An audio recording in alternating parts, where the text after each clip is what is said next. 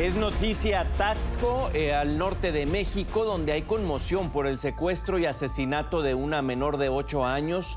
Hoy retumba en todo el país un clamor: justicia por Camila y recemos por Camila. La niña fue invitada por vecinos a disfrutar de un día de piscina. Horas después fue encontrada en un basurero. Las autoridades avanzan en las investigaciones sobre el misterioso crimen. En medio de la indignación, 2 sospechosos fueron linchados por la población y les causaron la muerte.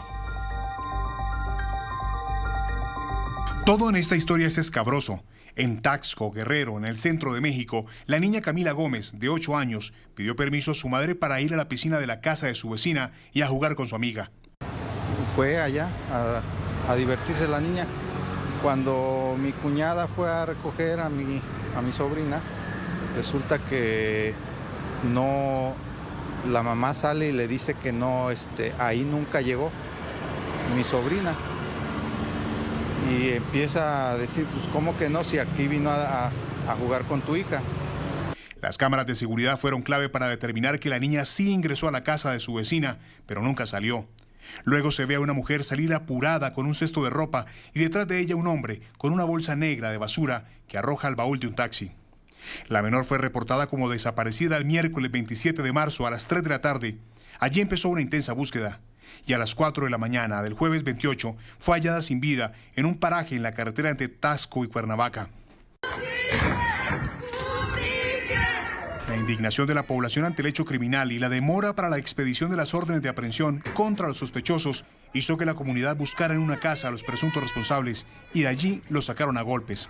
Estaban todas las pruebas y los demás involucrados, que era la mamá que estaba en su casa, en su domicilio, con sus hijos y su otra hija, que obviamente todos estaban involucrados en el secuestro, no les hacían nada. O sea, no estaba todo el gobierno, pero pues estaba de adorno porque no hacían nada, no actuaban.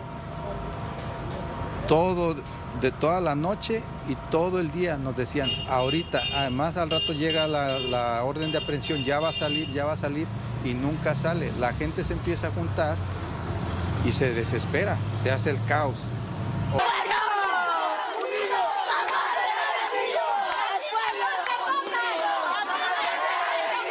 Las calles de la localidad se convirtieron en un caos, a donde acudieron menos de una decena de oficiales de la policía. Luego todo fue desesperación y terror. Las personas lincharon a los señalados ante la mirada inoperante de los uniformados, ante una turba dolorida de más de 300 personas que hicieron justicia por mano propia. La mujer señalada fue llevada mal herida ante el Ministerio Público antes que a un hospital, y es en la sede de la Fiscalía donde muere víctima de los golpes. De acuerdo con los reportes locales, el joven, hijo de la sospechosa, también habría muerto en las últimas horas. En México también hablamos de una oleada de secuestros masivos. En Nuevo León, grupos armados privaron de la libertad a al menos 17 personas de 4 familias diferentes en los municipios de Salinas Victoria y Ciénega de Flores. Los secuestros ocurrieron durante la noche cuando hombres armados irrumpieron en las viviendas de las víctimas. Este incidente se suma a otro secuestro ocurrido el 23 de marzo en Ciénega de Flores, donde una familia de 4 personas y la novia de uno de ellos fueron secuestradas. Aunque el grupo antisecuestros de la Fiscalía de Nuevo León estaba investigando estos casos, a la fecha no se ha proporcionado información oficial al respecto. Recordemos, a inicio de esta semana en Sinaloa también se reportaron hasta 69 personas secuestradas, entre ellos niños, quienes posteriormente fueron no rescatados, sino liberados. Es un gusto saludarte, Víctor Hernández, profesor investigador de Seguridad Nacional y coordinador del Diplomado de Seguridad Nacional en la Universidad Iberoamericana de Puebla. Bienvenido, Víctor, gracias. Gracias a ustedes por la invitación. ¿Qué significan los secuestros masivos? ¿Cuál es el mensaje del crimen en Sinaloa, ahora en Nuevo León? Una de las principales hipótesis detrás de estos secuestros es que se trata de una táctica de intimidación entre las organizaciones criminales.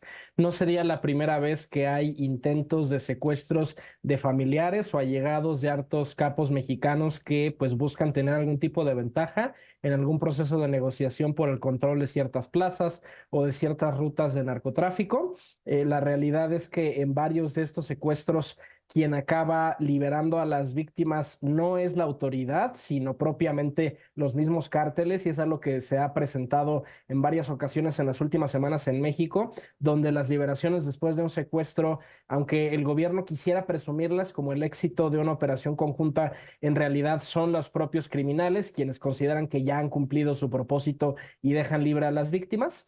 Y de hecho, en el caso muy particular de Sinaloa, la operación de rescate acabó en tragedia, con varios elementos de la Guardia Nacional fallecidos o lesionados en el megaoperativo que se hizo para rescatar a las docenas de víctimas que estaban cautivas. ¿Está perdiendo el Estado ante el crimen? Esto vemos por debajo, porque bien lo dices, son liberaciones, no hay ningún secuestro. El intento de secuestro terminó en tragedia. El gobierno mexicano está perdiendo frente a la delincuencia no por un tema de falta de capacidades, sino por un problema sistémico del diseño de nuestra estrategia de seguridad. Nuestra estrategia es eminentemente reactiva, y en ese sentido, cuando uno tiene que reaccionar en lugar de prevenir una crisis de inseguridad, uno siempre está a la defensiva, uno siempre está teniendo tiempos mucho más lentos de respuesta comparado al adversario que pues de antemano sabe cuándo y cómo va a golpear. Yo leía un tuit esta semana de un colega analista que se me hace que pone el dedo en la llaga en la crisis de inseguridad. Decía, la delincuencia organizada conoce mucho mejor que el gobierno federal cómo funciona el municipalismo mexicano, cómo funciona esa relación tan disfuncional. ¿Tiene que ver, Víctor, que es temporada electoral? ¿El crimen es un actor que anda buscando también por ahí puestos? ¿Estás con nosotros? El crimen vota, y vota de muchas maneras. Puede hacerlo financiando directamente campañas.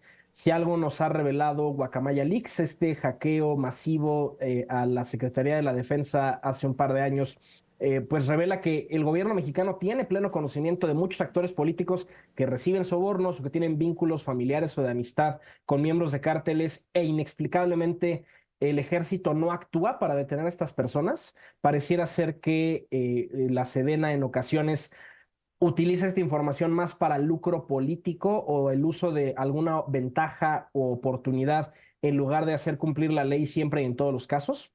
El crimen también vota con la intimidación, con el asesinato de candidatos, porque lo que hace es acotar, impedir las opciones que tiene una población para elegir entre un candidato u otro.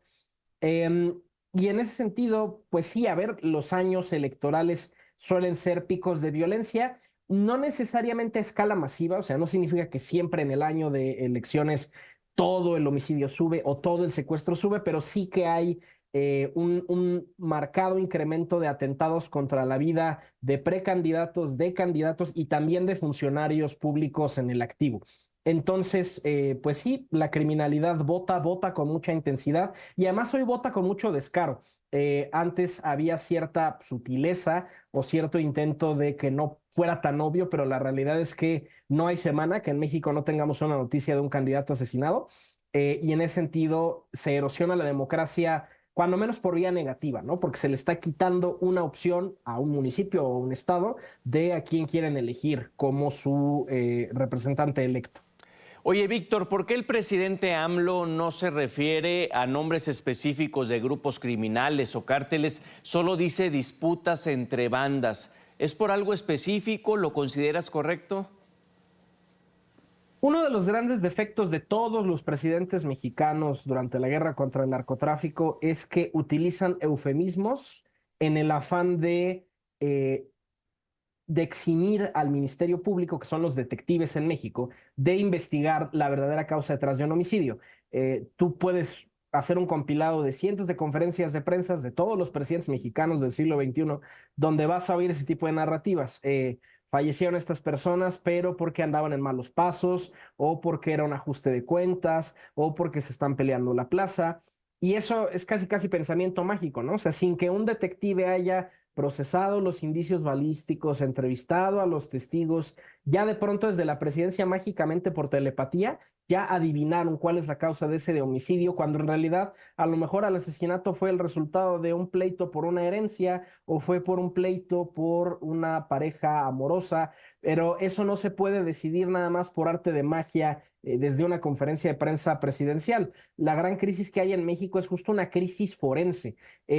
Digamos, tenemos suficientes policías y militares para que reaccionen a una balacera, para que lleguen y acordonen una escena del crimen, pero no hay detectives que estén procesando esa evidencia forense. En México solamente hay 13,000 ministerios públicos, es decir, 13,000 detectives para un país donde todos los años, de acuerdo con el INEGI, se cometen 30 millones de delitos. Si lo dividimos, son 13,000 entre 30 millones. Cada ministerio público tendría que investigar más de 2,000 delitos todos los años, ¿no? Lo cual es absolutamente irreal. Y en ese sentido, la crisis que tenemos en México es una crisis de detectives. No necesitamos más marinos, más soldados, más policía preventiva. Lo que hace falta son policías de investigación y fiscalías que no estén saturadas con la cantidad de asuntos que tienen que procesar. La experiencia de las víctimas es: llego, levanto mi denuncia y esa denuncia se va a convertir en un expediente que nadie está investigando, que nadie le está haciendo caso y que a lo mucho se va a convertir en una estadística más, pero no en acciones de investigación. Aprovecharte, pasábamos esta historia por demás horrorosa, lo que pasó en Taxco. Ahí hay, a la par del feminicidio, linchamientos. ¿A qué responde este fenómeno macabro? Los linchamientos, la justicia por propia mano en general, como es el fenómeno de los justicieros también en México, son el fruto de la impunidad. La familia de la víctima pues estaba profundamente consternada de que la autoridad no estaba reaccionando a la velocidad que la crisis requería, porque lo que estaban reportando era la desaparición de una menor de edad, y un reporte de esa naturaleza tiene que movilizar a toda una policía instantáneamente en lugar de pasar por todos estos estadios de burocracia, de días que pasan y donde a lo mejor la víctima ya hasta la sacaron del estado o la sacaron del país y las autoridades todavía no están haciendo actos de investigación. Yo añadiría a lo que tú señalas el incremento del gasto en seguridad privada. También el hecho de que la gente confíe más en empresas de alarmas o que contrate escoltas es muestra de esta descomposición y de este fracaso de, el sistema de seguridad para proveer de este servicio a los ciudadanos. Y el gran problema de estos linchamientos es que solamente dan la apariencia de justicia. La realidad es que a los ojos de la autoridad, la investigación todavía no ha concluido. Todavía no hay un nexo incontrovertible de que las personas que fueron asesinadas en el linchamiento son genuinamente los homicidas y los secuestradores. Porque fíjate el peligro que hay detrás de un linchamiento. Si en efecto las personas que fueron asesinadas en el linchamiento no son las personas que cometieron el secuestro, la persona que sí lo hizo en este momento está perfectamente tranquila, ¿no? Porque ya esa población ya se desahogó, ya tuvo su episodio de violencia, ya cree que hizo justicia, pero en realidad eso no lo puede decidir una turba. Por eso hay controles ministeriales y se tiene que hacer una investigación del ADN, de la posición cadavérica, de todos los elementos forenses que hay en una escena del crimen. Digamos, hay varios videos que ya se han filtrado en redes sociales que podrían apuntar a que las personas que fueron detenidas probablemente son las responsables, pero el veredicto final incontrovertible no está todavía ni en los medios porque faltan momentos que no se han terminado de llenar de la cronología de qué pasó con este secuestro y homicidio. Y faltan los resultados de las pruebas forenses y del médico legista. Entonces, a ver, linchamientos hay casi cada semana en México. Y es el fruto de la desconfianza que tiene la gente en la autoridad, pero reitero, es un mecanismo de justicia ineficiente, porque puedes agarrar a alguien al azar, asesinarlo y que en realidad esa persona no tenía nada que ver y el verdadero culpable se está yendo por otro lado. Eh, y es al final un mal sustituto, ¿no? Se supone que pagamos una tercera parte de nuestros ingresos para que haya policías, jueces, detectives que estén haciendo esta chamba, no para que la gente tenga que salir a hacer justicia por propia mano. Última, ¿qué sucede ahí en Guerrero, donde está este municipio llamado Pueblo Mágico?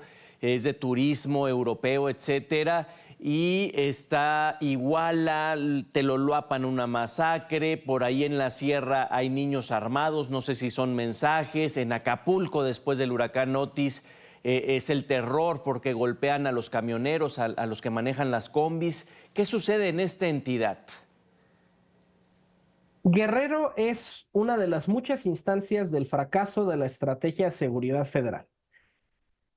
La estrategia de seguridad suele consistir de despliegues provisionales de soldados o de marinos para apaciguar las cosas, pero tan pronto como otra región del territorio mexicano se incendia, hay que tomar esos soldados y moverlos a otro lado para que atiendan esa nueva crisis. Guerrero se le prometió la pacificación con la construcción de cuarteles de la Guardia Nacional y en muchas ocasiones, en este sexenio tan solo, se han cometido asesinatos o crímenes afuera de bases navales, de cuarteles militares o de la Guardia Nacional y que de todas maneras no se resuelven. Y es la mejor muestra de que construir una comisaría o construir un cuartel militar no es en sí mismo un disuasor del delito. A lo mejor te ayuda en que pues, las patrullas salgan más rápido, que más rápido se pueda atender una llamada al 911, pero eso en sí mismo no resuelve nada si el policía no llega a investigar, nada más llega a acordonar el área y a llenar unos formularios, pero realmente no se está persiguiendo a la persona que cometió el delito. Guerrero, en opinión de muchos especialistas, ya es abiertamente un estado fallido. Apenas acaba de renunciar todo el gabinete de seguridad, que además fue muy irónico. La gobernadora presumía, ¿no?, que su gabinete de seguridad era de origen militar y por ser militares iban a ser más eficientes. Y curiosamente ahora está en proceso de despedir a su fiscal militar y a darse cuenta de algo que advertíamos desde el inicio del sexenio, que los militares no saben de seguridad pública, muy en particular no saben del litigio. No se trata solo de estar en una balacera y de agarrar al ladrón. Bueno, ese ladrón va a tener una serie de derechos procesales, va a haber un juicio, el policía tiene que argumentar por qué detuve a esta persona o por qué realicé detonaciones de arma de fuego. Eso no lo saben hacer los militares.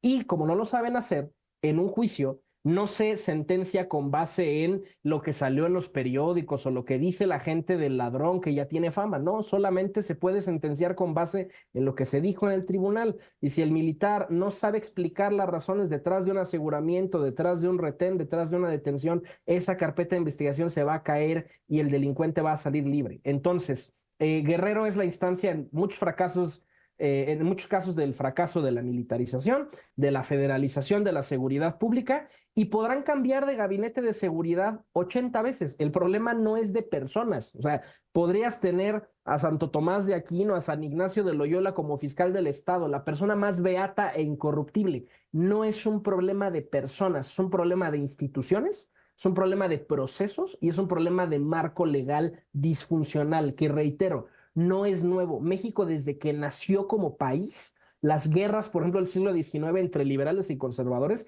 ese era el debate entre qué tanto el gobierno central tiene injerencia sobre los gobiernos locales. Las guardias nacionales originales, no la que existe ahora, que no tiene nada que ver, eran mini ejércitos locales al mando de cada gobernador. Era un ejemplo de federalismo, muy al contrario de la tendencia actual, que es la centralización ineficiente de las políticas de seguridad. Las fallas en los debidos procesos son los que alimentan la impunidad. Víctor Hernández, mil gracias por estos minutos. Hasta pronto. Muchas gracias y un saludo a todo nuestro auditorio.